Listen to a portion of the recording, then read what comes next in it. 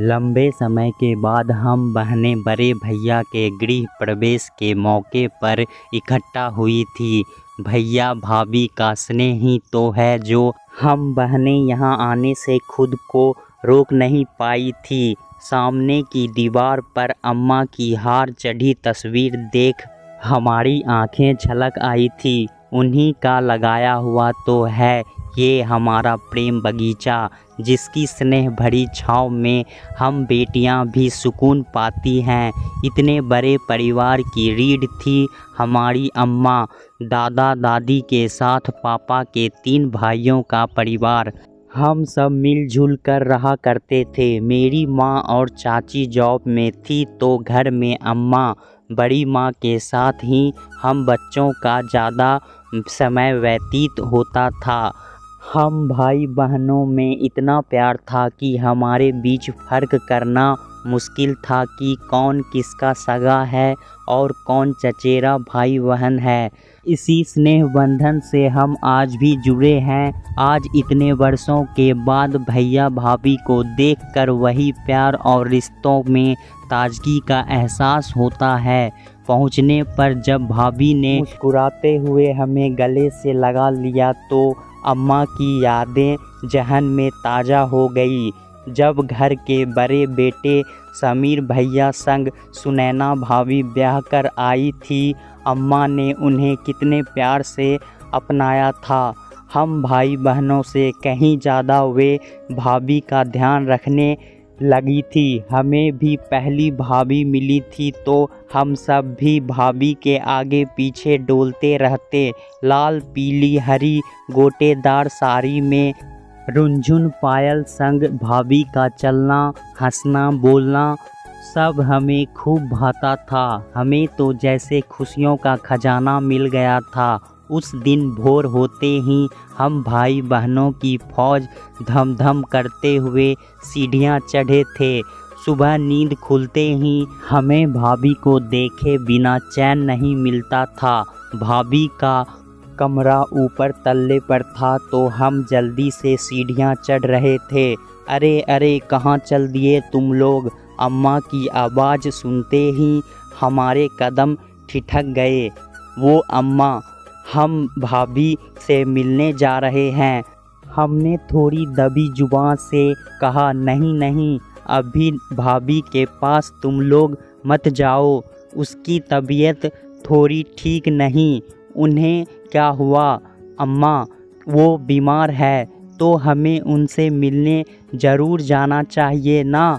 हम सब एक स्वर में बोल पड़े, अरे नहीं नहीं, अभी उसके पास मत जाओ तुम लोग। सिर दर्द के कारण वह रात में ठीक से सो नहीं पाई है। दवा लेकर अभी सुबह ही सोई है। तुम लोग के वहाँ जाने से उसके नींद में खलल पड़ जाएगी। अम्मा, हम उन्हें जगाएंगे नहीं, बस भाभी को देखकर हम चुपचाप चले आएंगे। हमने अम्मा की बात सुनकर बड़े भोलेपन से कहा, ठीक है, पर मैं भी तुम लोगों के साथ चलती हूँ। तुम लोग वहाँ पहुँचकर शोर बिल्कुल मत मचाना। दबे पाँव जाकर सिर्फ भाभी को देखकर लौट आना। हाँ अम्मा। अम्मा की सहमति पाकर हम सब बेहद खुश हो गए थे। हम सब अम्मा के पीछे पीछे हो लिए। दबे पाँव हम भाभी के कमरे में दाखिल हुए। पीली गोटेदार साड़ी पहने भाभी बेखबर होकर अपने बिस्तर पर सो रही थी। रोशनदान से छनकर आ रही सूर्य की रोशनी में भाभी का चेहरा बेहद खूबसूरत लग रहा था। हम सब खड़े होकर चुपचाप भाभी का मुखड़ा निहार रहे थे। अचानक छोटा भाई बंटी वहां पहुंचकर जोर से चिल्लाया, भाभी! अम्मा जब तक उसे डांट कर चुप कराती।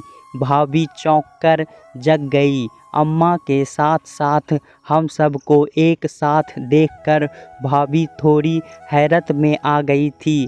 आप लोग खड़े क्यों हैं? बैठिए ना। भाभी की आवाज़ में दर्द साफ झलक रहा था। अरे सो जाओ, हम सब तुम्हारा हाल चाल लेने आए थे। इसी बदमाशी ने तुम्हें जगा दिया। अम्मा ने बंटी की ओर इशारा करते हुए भाभी से कहा, नहीं अम्मा, अब नींद नहीं आएगी। भाभी ने बुझे स्वर में कहा तो अम्मा ज़बरदस्ती भाभी को बिस्तर पर लिटाकर उनका माथा सहलाने लगी। हम वही चुपचाप खड़े थे। भाभी को तकलीफ़ में देखना हमें भी अच्छा नहीं लग रहा था। तभी भाभी, ओ बड़ी भाभी, कहाँ हैं आप? बुआ जी की आवाज़ हमारे कानों में पड़ी। बुआ जी का घर हमारे घर से कुछ ही दूर था। रविवार छुट्टी वाले दिन ही वे अक्सर हमसे मिलने आया करती थी। हम सब दौड़कर बुआ जी के पास पहुँचे और भाभी का हाल बताया। बुआ जी भी भाभी को देखने हमारे साथ चल पड़ी। बुआ जी के वहाँ पहुँचते ही भाभी ने तुरंत उठकर उन्हें प्रणाम किया। बहुत ज़्यादा तकलीफ़ है तुम्हें? बुआ जी ने भाभी से पूछा तो उन्होंने सिर्फ सिर हिलाकर हाँ कहा। हाँ, इसे बहुत ज़्यादा तकलीफ़ है। सिर दर्द के कारण ये ठीक से सो भी नहीं पाई है। जाने क्या रोग लग गया है इसे। घर में माँ तो इसकी अब रही नहीं, तो बेचारे पापा अकेले क्या क्या संभालते। बच्चे अपना दुख दर्द से ही तो बांटते हैं। अम्मा कहे जा रही थी तो आप बन गई ना इसकी माँ।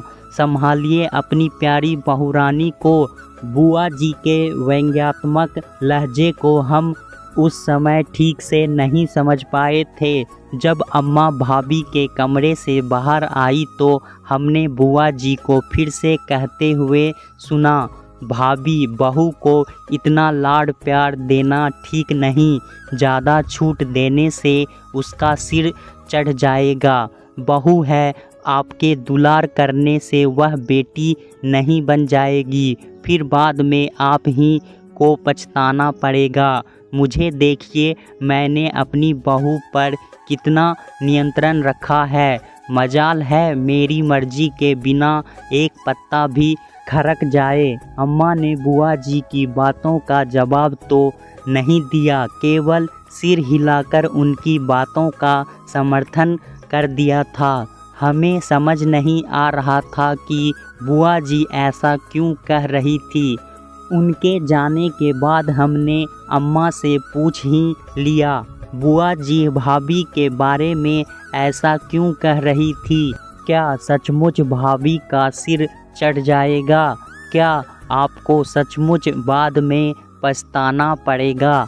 हमने बुआ जी की ही कही बातें सुनकर अम्मा से वही सवाल एक बार में पूछ डाले।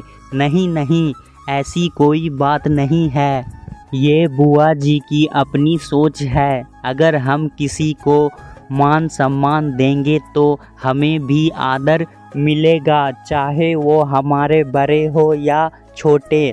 सब प्रेम भाव के ही भूखे होते हैं। बुआ जी बातों से भी अम्मा के व्यवहार में हमने कोई तब्दीली नहीं देखी। वे जितना हमें प्यार देती थी उससे कहीं ज़्यादा भाभी ध्यान रखती थी। हाँ, बुआ जी के सामने अम्मा थोड़ी गंभीर बनने जा नाटक जरूर करती। बुआ जी के जाने के बाद अम्मा का पूर्ववत व्यवहार हो जाता, जिसे देख हम भाई भी खूब राहत की सांस लेते। नई भाभी के साथ हमारे दिन बड़े मज़े में गुजर रहे थे। भाभी के मित्रवत व्यवहार के कारण वो हम सब की चहेती बन गई थी। उस दिन भैया ने नौकरानी पदोन्नति मिलने के उपलक्ष्य में घर में सत्यनारायण व्रत की पूजा और सुनैना भोज का आयोजन किया गया था। पूरा घर रिश्तेदारों और दोस्तों से भरा हुआ था।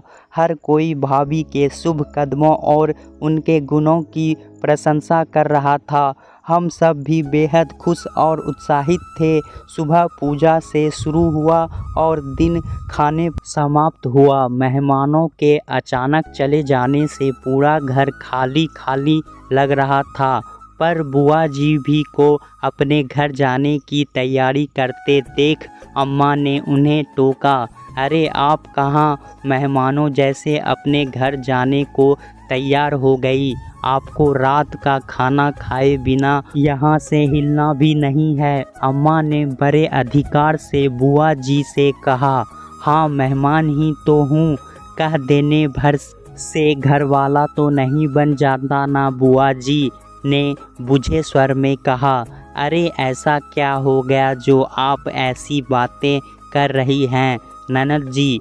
अब मेहमानों जैसा सलूक मिले तो और क्या कहूँ भाभी, आपने बहू को इतनी छूट दे रखा है तो अपनी मनमर्जी चलाएगी ही। बुआ जी ने अम्मा से कहा। बताइए तो सही, आखिर बहू ने ऐसा क्या कर दिया? अम्मा ने बुआ जी को अपने पास बैठाते हुए कहा। अपनी आँखों से सब कुछ देखकर अनजान तो मत बनिए भाभी। अम्मा हैरत से बुआ जी को देखे जा रही थी। आपने देखा नहीं बहू ने अरमान को अपने गिरफ्त में कैसे ले रखा है? अरमान अपने दिमाग से चले तब ना। बताइए सिर्फ बड़ी भाभी को साड़ी देकर पाँव पूजा करने की क्या ज़रूरत थी?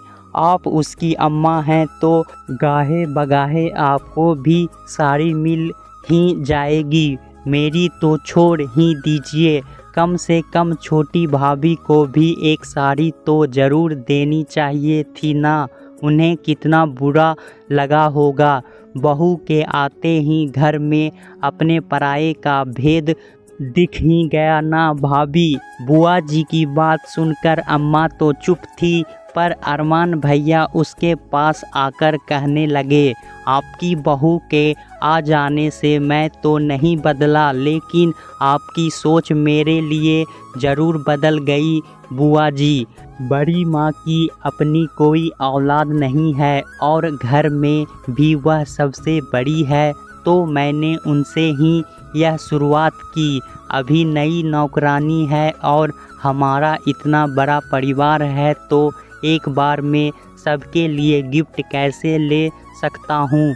भैया की बात सुनकर बुआ जी तो चुप थी, पर अपने ऊपर लगे तोहमत के कारण भाभी बहुत रोई थी।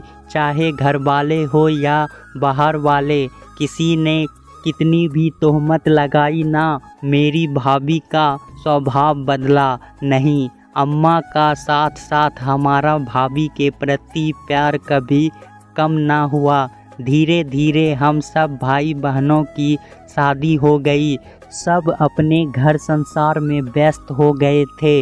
अपनी जिम्मेदारियों में उलझ कर मेरा भी मायका आना बहुत कम हो गया था, पर जब भी मायके आती अपने परिवार की खुशियां और आपसी सौहार्द देख मन गदगद हो जाता। वही बुआ जी के घर जाकर मन दुखी हो जाता। उस कलेश के माहौल में मेरा दम घुटने लगता था। बुआ जी के घर में इज्जत से ज़्यादा खौफ था।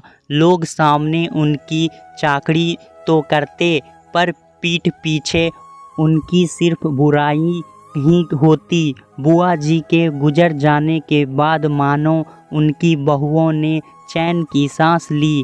उनके लाए कांटों के पेड़ पर फूल कभी नहीं आए।